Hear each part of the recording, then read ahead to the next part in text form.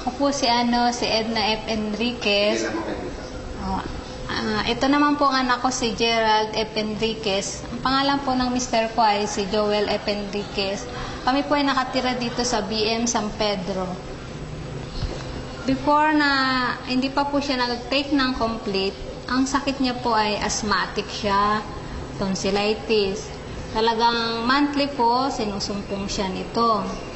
Pag talagang sobrang atake ng asthma niya, gumagamit po kami ng nebulizer. Kasi dumadayon siya na hirap siya talaga. Nung tinake niya to, talagang may pagbabago po. Minsan na lang siya inatake, tapos after that, wala. Yung bagong taon, siyempre ang pinaka-numero 1 bawal dyan, yung mga paputok, yung usok. Ay naku, talagang napagod akong kakasaway sa kanya. Sabi nga ng kapatid ko, ay naku, irami mo na yung nebulizer mo, mamaya sumpungin na yan ng asma niya. Dahil umiikot siya sa mga usok, sa mga paputok, hindi siya mapigilan kasi nga bata eh. Pero sa awa po ng Diyos, hindi siya sinumpong. Ayun po, pinapayo po sa kanila, subukan nila incomplete dahil po kami, nasubukan namin, talagang naano ko na hindi na siya sinumpong ng ng asma niya. Tsaka tonsillitis. Magaling po talagang siya. Malaking kaginawahan, bukod sa pakiramdam niya, pati mga pinansyal. Kasi, siyempre, pag nagkakasakit siya, kasama na rin niya ang pinansyal dun. Ina po siya, tsaka masiglaan. Naku, super kulit lang. Si Mrs. Hilda Macmacarbonil, 53 years old. So, hindi ko po alam na may sakit po akong hypertension. Noong January 6, 2009, nakagising na lang po ako na bulol na ako. Yun pala ay isang stroke na. So, sumuod kami kaagad ng provincial hospital at papalit-palit ang gamot sa akin hanggang sa gabi nawala na ako ng malay. Nung nawalan ako ng malay, hindi ko na alam na ang akala ko patay na ako talaga kasi naglakbay na ako sa ulap na puti.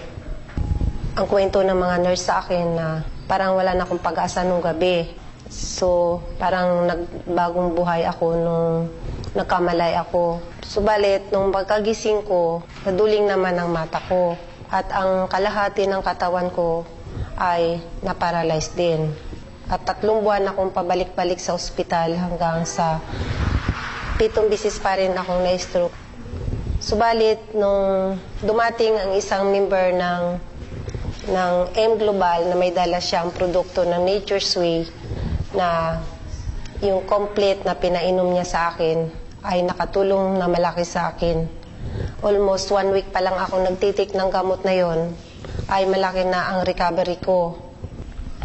Nagpa-laboratory ako sa co-op ng aking goiter dahil yun din lang ang sanhin ng sabi ng doktor, yung heartbeat ko na pabalik-balik ay nag-negative.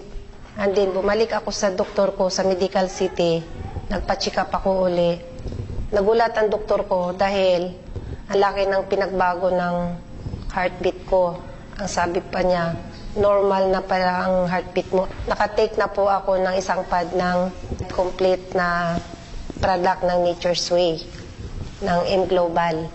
At hindi na po ako inatake uli. At maraming salamat sa Nature's Way product ng M Global na nakatulong. At sana Si Girlie Antipala, isang complete user since 2008. Ako po ay may karamdaman, cyst sa aking ovary po.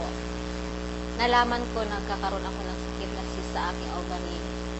2 beses akong check-up, nagpa-ultrasound. At yun, nakitaan ako ng isang malaking bukol dito po sa aking ovary.